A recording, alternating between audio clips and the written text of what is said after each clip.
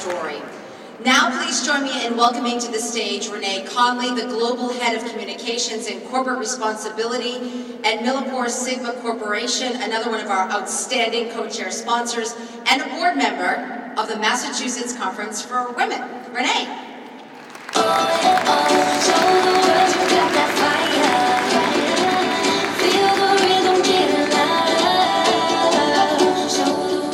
Good morning. How's everyone doing out there? We're good? I see some waves. So, I've done this conference now for about 10 years. I've never walked in from the back of the room before I spoke. Don't do that. Do not do that. It looks much larger when you walk in that way.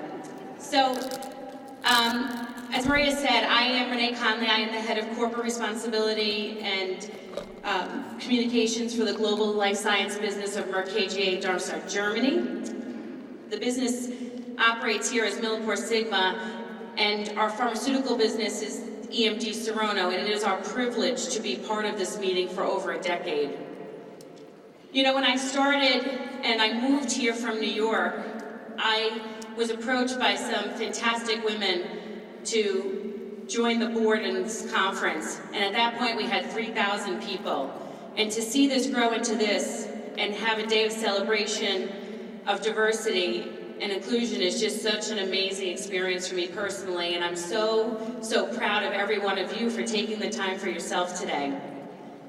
This morning when I left the house, I have 4 children, 3 sons, and I had a daughter about 3 years ago. And dropping her off every day is not an easy thing. And I tell her in the morning that today is a thumbs up day. I'm like, you're gonna be really brave today and you're gonna have a great day.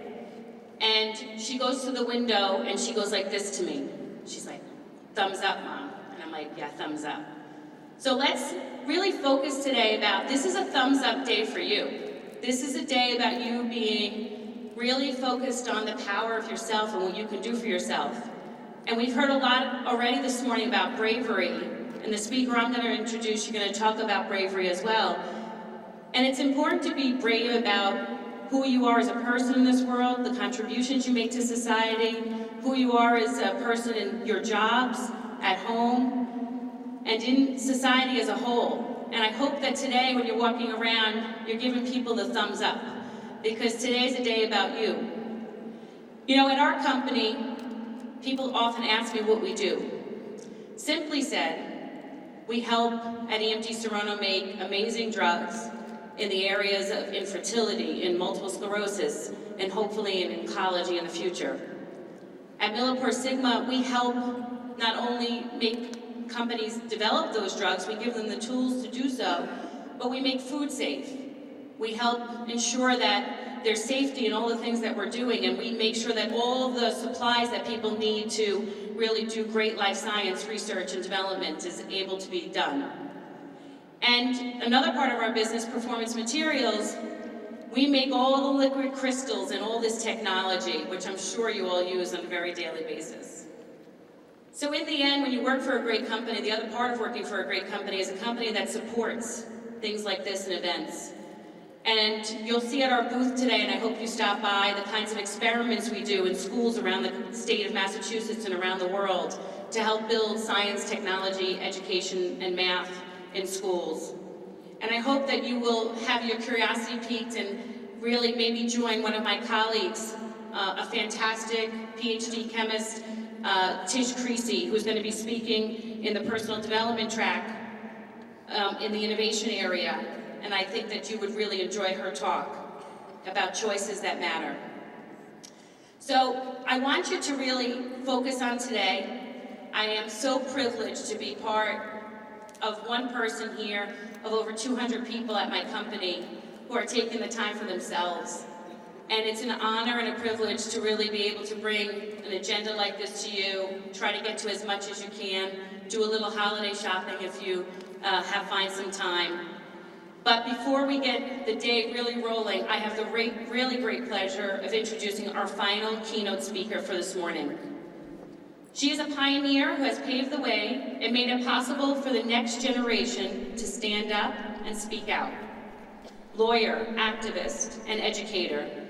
the courageous Anita Hill was the first to make workplace harassment a national conversation.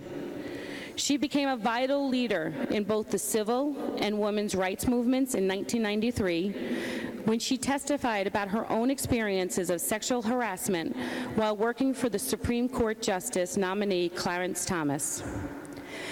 Anita took a stand to turn the tide for women in the workplace. Her autobiography, Speaking Truth to Power, inspired the 2016 film Confirmation. 2 decades later, she keeps her legacy alive by motivating women around the world. Anita Hill's testimony inspired countless women to run for office, shed new light on sexual harassment, and empowered women to speak about their own experiences with workplace harassment. Now a law professor at Brandeis University, Anita is spearheading Restoring the Vision, a project to revive awareness of Title IX, which is a crucial law mandating equal education and employment precautions for women, which you just heard a little bit about. Her work plays a pivotal role in tackling the equity disparity facing women in the workplace today. In her spare time, Anita is collaborating with Mark Branford to create a 400-foot painting that will, for the first time, publicly display the lost texts of civil rights activist Myrlie Evers Williams' would-be speech at the 1963 March of Washington. Before she takes the stage, let's take a quick peek into Anita's story and see the remarkable bravery she illustrated at a very difficult time.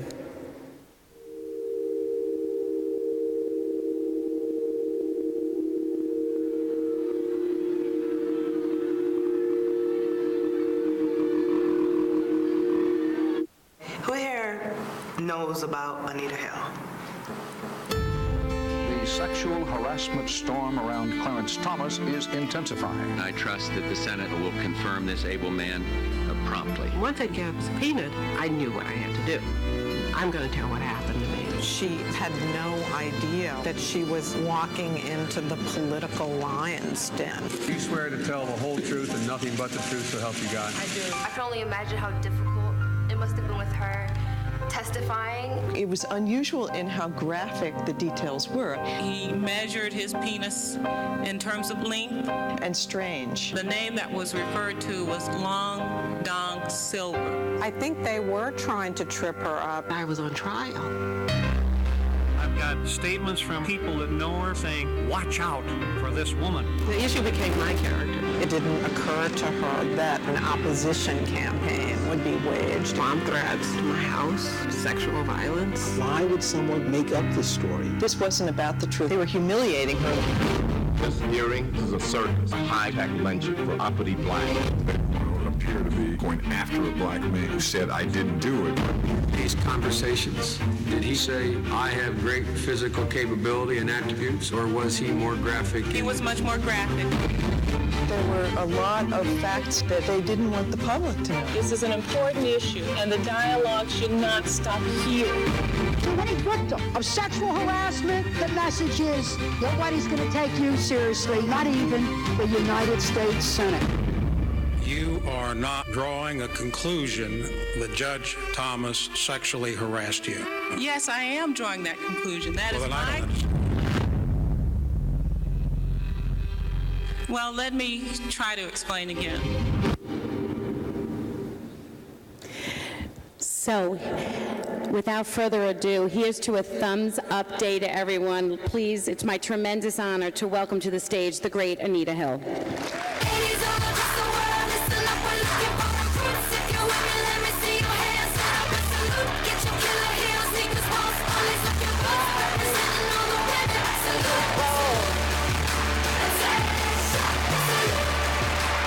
Good morning. Thank you so much. Wow, yes, that was me 25 years ago with more hair. And this is me now, still trying to explain. But not my testimony, something much more basic. That women are entitled to work and be educated in places free of sexual harassment. It's that simple. In fact, equality demands that women's lives and their work be valued the same as men. So I could talk to you now for probably another couple of hours if we had it about Thomas's behavior. I could answer some questions that people have about, which of the senators was exactly the worst of them? But I can refer you, as they say in the classroom, I'll refer you to C-SPAN, where the tape is there. It's all there. The 8 hours of the testimony is there from 25 years ago. And I'll let you pick out for yourselves who you think was the worst. We're in a new day today. And so today, rather than entirely go back over that episode, I want us to think a little bit forward. After we just take some time, though, to think about what has happened in the past 25 years. And that's important, because we can't really move forward until we understand some of the lessons from the past. So I want to start with just a little background from the 70s and 80s and even the 90s. And believe me, I'll go through those decades pretty quickly. And I'm just going to simply say that in 1970s, the laws protecting against sexual harassment were on the books. Nevertheless, in a survey that was taken in 1976, 9 out of 10 women reported to Redbook magazine that they had been subjected to unwanted sexual advances at work. And even in the 1980s, there were judges who ruled from the bench that sexual extortion and verbal abuse were not civil rights violations. They were simply personal matters. And despite a ruling that Annie Clark referred to against the Yale University in 1980, despite that ruling in favor of students' claims for protection under Title IX, the Department of Education offered little guidance to colleges and universities about how to process campus sexual harassment and assault claims. In the 90s, the EEOC, as late as 91 in particular, and that's my reference point, the EEOC, which is a federal agency in charge of enforcing rules against sexual harassment in the workplace, had only begun to develop guidelines. And the Department of Education was still quiet. Workers and students were left on their own to navigate the abuses that they experienced. And it's no wonder that most women didn't complain. Why would they bother, considering that it was something you just had to put up with, instead of seeing it as a civil rights violation? So that's where we were, and against that backdrop, I testified before the Senate Judiciary Committee. And the testimony came about because I was subpoenaed. The subpoena called me to testify specifically, and I quote, sexual harassment that I had experienced. And I did. I talked about what it was like to work with Clarence Thomas, and I offered my testimony as evidence of Judge Thomas's lack of fitness for the appointment to the country's highest court. The integrity of the entire judicial system was at stake for me. Once confirmed, Thomas would be sitting in judgment of harassment cases. The matter was not one of my civil rights. Access to equal justice for all was at stake. And I knew it, and I thought the Senate should know it as well. Days after the gavel to the hearings fell, Thomas was confirmed, as you know, and I went back home to return to my life. And seemingly nothing had changed, and we all thought that was the end of the story.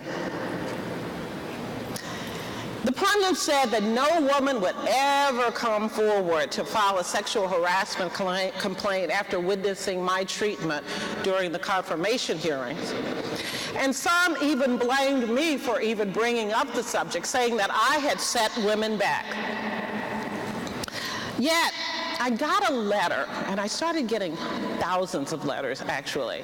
I got a letter from a woman who described herself as a retired teacher, a band teacher in Oregon. And she said, there will be waves of women after you. I had no idea what she was talking about. But it turned out that this teacher was right. The pundits were wrong. So after I went back to Oklahoma, across the country, people started to speak up. They started to make sure that women could complain about sexual harassment. With the help of organizations like the National Women's Law Center, and that was one of the first organizations actually to reach out to me, working women mobilized their rights, and claims with the EEOC doubled in 2 years. And claims in the courts soared as well. And at employees' assistance, workplaces responded, instituting policies and procedures where none had existed before. We did a lot of work on these issues just by stepping up and even just sharing our stories. And so many of the stories that I hear now are from women who heard from their mothers about their experiences in the workplace. And sadly, the mothers' experiences match their own. For me, one of the most damaging positions that was taken was that I would hear from these reporters, and they would say, of course, they would say as though they spoke for all, black people are against you. How do you respond to that? And then a group of women called African American Women in Defense of Ourselves took out a full-page ad in the New York Times, and they started this ad, and within 6 hours they got 1,000 people to sign on it. Now, I'm telling you this because I'm going to, it's kind of hard to think back now about what that time was like in 1991, and I suspect some of you weren't born, or even if you weren't really looking or reading the New York Times. But there was an energy that no one had anticipated. And these stories kept coming to me, but they kept being shared around the country. And the concerns haven't been limited to sexual harassment. These past 25 years, I've received letters from a whole host of people, women and men. And they talk about a whole variety of issues that women experience. In particular, sexual harassment, sexual assault, domestic violence, childhood abuse. One of the most troubling letters that I received was from a chaplain's office. And this was a college chaplain who told me that he and his wife had both worked in the chaplain's office, and that they were always being referred to by students and teachers and officials, even though they had no authority to investigate or to try complaints of sexual harassment or assault. Those problems were not being treated as legal matters. They were being treated as spiritual matters. Women were sent to therapy to heal, not for any redress. So this is where we were.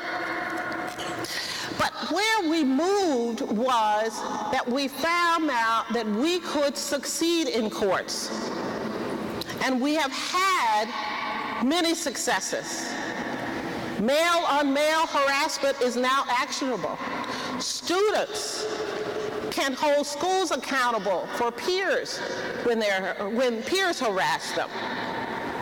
And we have all read the stories recently about colleges and universities that have held fraternities and athletic teams accountable for harassing women on campus. The EEOC has held large-scale farm operations accountable for sexual assault of migrant workers. This was once thought to be an isolated problem, the problem of sexual harassment. But we now know that sexual violence occurs in all sectors of our workforces, on colleges. It occurs to women across the board, regardless of race, regardless of color, regardless of religion and ethnicity. And it occurs to people of all sexual identities and orientations. We have moved to stop violence in the workplace, and harassment is violence, trust me. Unlike what people will want to tell you that it's just sort of genuine interest gone overboard. Harassment is violence. But self-help alone is not going to do the job. We need our institutions to step up and take responsibility, to do more to end this problem. We have started the effort. And in many ways, I consider this moment a setback. We still are struggling with this problem. 1 in 3 women between the ages of 18 and 24 say they have been harassed on the job. And just last week in the Boston Globe, I read about the harassment of women in the restaurant industry, where tipped workers have to put up with being kissed and touched and groped without their approval, just to be able to make a living wage. And think also that it took scores of women to come forward against Bill Cosby before America was willing to accept, to even fathom, that he, America's dad, might in fact have possibly drugged and assaulted women. And the high headline cases offer me little comfort. I know Gretchen Carlson has won a $20 million suit, and that's an advance. That's progress. But Roger Ailes was still given a $40 million severance pay. So we have to be willing to punish those who cause us harm, no matter how high they are in power, no matter how much money they bring our company. So these are some hard questions. So where are we now? What is it that we have to do? Well, first of all, we have to stop thinking about sexual harassment as just some isolated thing. It typically occurs in combination with other forms of discrimination, like pay discrimination, like assignment disparities, like biased reviews, whether they're biased because of an unconscious bias or not, and like women who are being promoted or passed over for promotions, and in fact, in some cases, having to train the people who become their bosses. Now, I'm sure none of this happens to you in your workplaces, but maybe you know someone where it does, or someplace where it does. Or maybe in your workplace, it's just the sense that you're not heard. When a guy comes up 5 minutes after you've spoken with an idea that you've already explained, and everybody applauds, you're not probably thinking, this is discrimination. But it is just one more of those factors that cause us to not be able to live up to our fullest opportunities and our potentials. And let me just say this. For sexual harassment and sexual assault in particular, recently you have heard that, this is just something that men do. We've heard that in a particular setting. It's just what guys do. Like leaving the toilet seat up, right? But no. This effort to normalize sexual misconduct is nothing but a ploy to excuse predatory behavior, whether it happens in the workplace, on the streets, or in our schools. We must raise our voices just as we did 25 years ago to say enough is enough.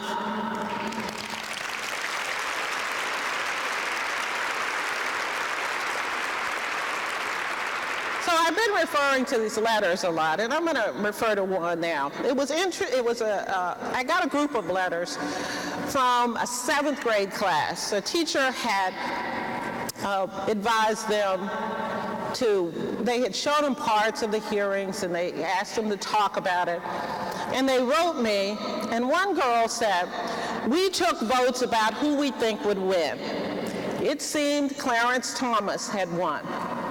The score was 30-19. I voted for you and wish you had won, but you didn't." Nevertheless, she had figured it out. She says, "I think it's unfair because most judges are men and they usually pick the men to win." And then she became philosophical. "Well, I'm sorry you didn't win, but life has to go on." And she was right. Life does go on, and mine has gone on. And it's not as though it's been universally sort of this warm hug around the world. That has not been the case. I've certainly had my detractors and still do, and I'm certainly haunted by trolls, as many of you might be. But now is once again the time for us to draw upon our most courageous selves, so that when we look at the next 7th grade class, we will be able to tell them that we did everything that we could in our power to end sexual harassment, to end sexual assault, to end gender discrimination in their lifetime, so that the next generation does not live what we and our mothers lived through.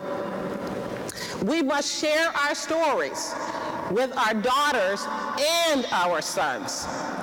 We must raise our voices in our workplaces, and we must make our systems work for us, whether they are the government systems, business systems, or educational institutions.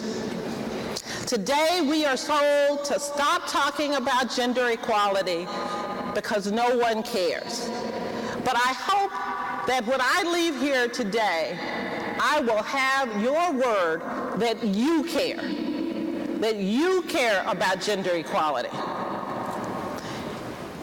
And I would say to those who tell us to stop talking about it, this is what I would say. Today, I get to choose how and when I talk without a subpoena. And I get to decide what changes need to occur in this society to make for a fairer and more just society.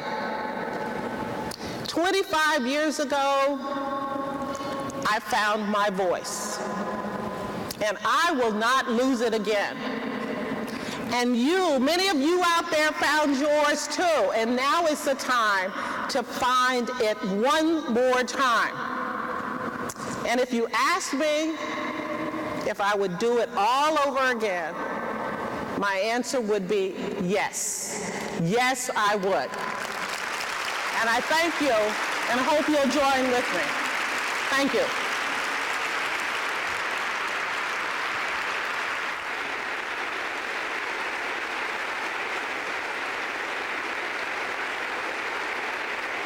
Please welcome to the stage the Mayor of Boston, Marty Walsh. But I feel better when I'm dancing, yeah, yeah. Better when I'm dancing, yeah, yeah. And we can do this together. I bet you feel better when you're dancing, yeah, yeah. I missed my cue coming out here because I was talking to Anita Hill. I was kind of awestruck, so sorry about that. I want to first of all, welcome everyone here to the city. This is an incredible room. The amount of people in here, thank you very much for being in the city of Boston. I want to thank Anita Hill for all that she's been doing, fighting for civil rights and women's rights for decades. She certainly, as all of you know, has worked tirelessly to increase women's access to higher education. And she's a leader in the movement to fight sexual harassment and assault in the workplace.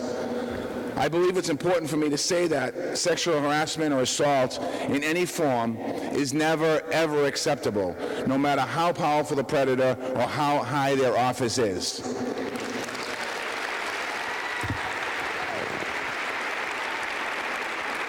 This is an important message for all women and men to hear, and I think it's more relevant now than ever before. Ms. Hill, thank you for your advocacy and your courage. This is an important moment in our country. As a nation, we are confronting who we are and who we're deciding to be. Like many of you, I watched in surprise as the election results rolled in last month. The result wasn't what most of us probably wanted in this room, but the truth is, it has galvanized more people to join the conversation and to stand up for what is right.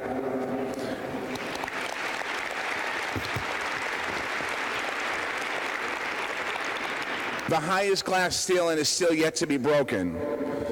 But as Secretary Clinton said last month, someday someone will break it, and hopefully sooner than we may think right now.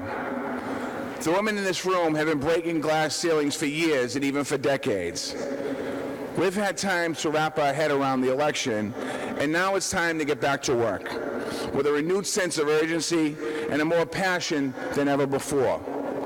The gender wage gap and discrimination women face in the workplace and the prevalence of sexual assaults are all systematic problems. They will only be a thing of the past when all members of our community acknowledge them. We will work hard to dismantle all of this piece by piece. That's what we're doing here in the city of Boston. It has been a priority of mine since day one of being mayor of the city. In Boston, we stand up for what is right. We are never, ever going to give up. The Boston Women's Workforce Council is about to release a report that tracks wage data in our city, and it's the first of its kind in this country. Our lead sponsors are Mass Mutual Insurance, Partners Healthcare, Putnam Investments, Vertec Pharmaceutical, and State Street. And with State Street, I want to give a special shout out to Allison Quirk, who announced her retirement, for all her great leadership in the business community, not just in our city, but in our great country. Thank you, Allison.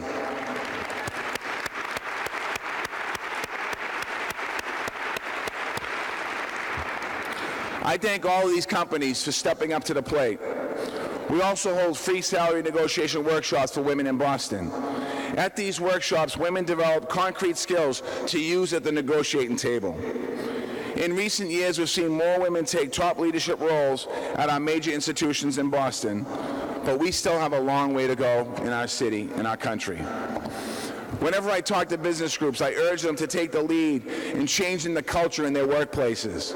As more and more companies move their headquarters to Boston, we are in a position to lead by example and drive that culture shift forward.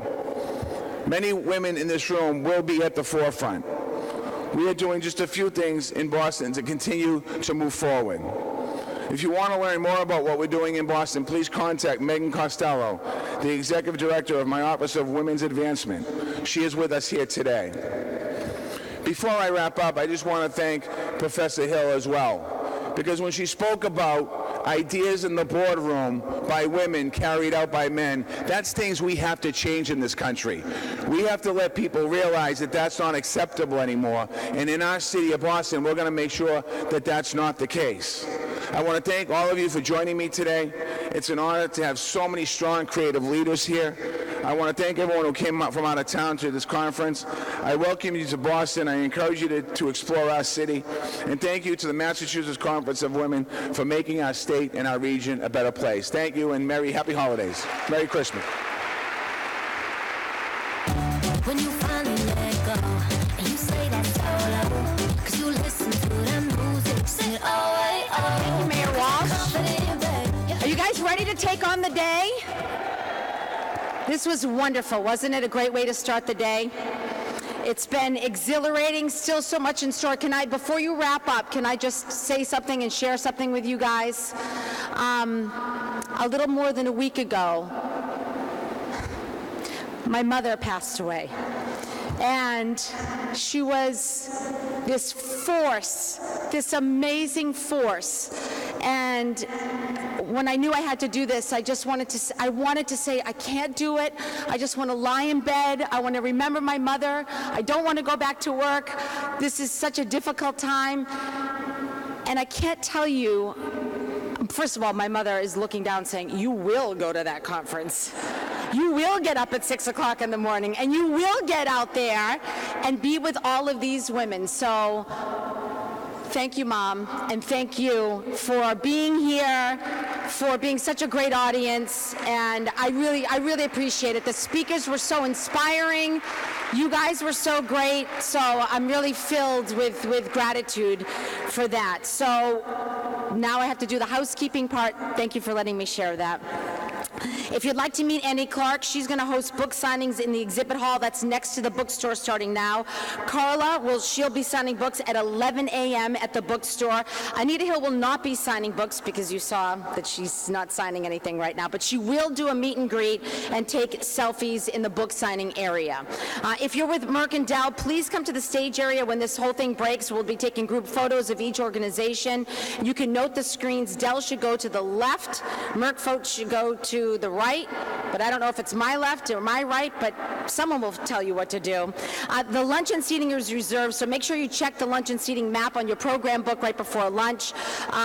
Look at the exhibitor's guide. I'm going to be at one of our booths there for the next hour taking pictures if you feel like taking a picture with me. If not, just say hi. If not, walk on by. It's all right. I understand. The first round of the breakfast sessions, that starts at 10 a.m. All you have to do is look at your conference app there. Please don't leave anything at the tables because they break all of this down for lunch. Don't forget to post and tweet and hashtag Mass Women, Mass Conference for Women. Thank you so much for being here, everybody. Have a terrific day. Thank you.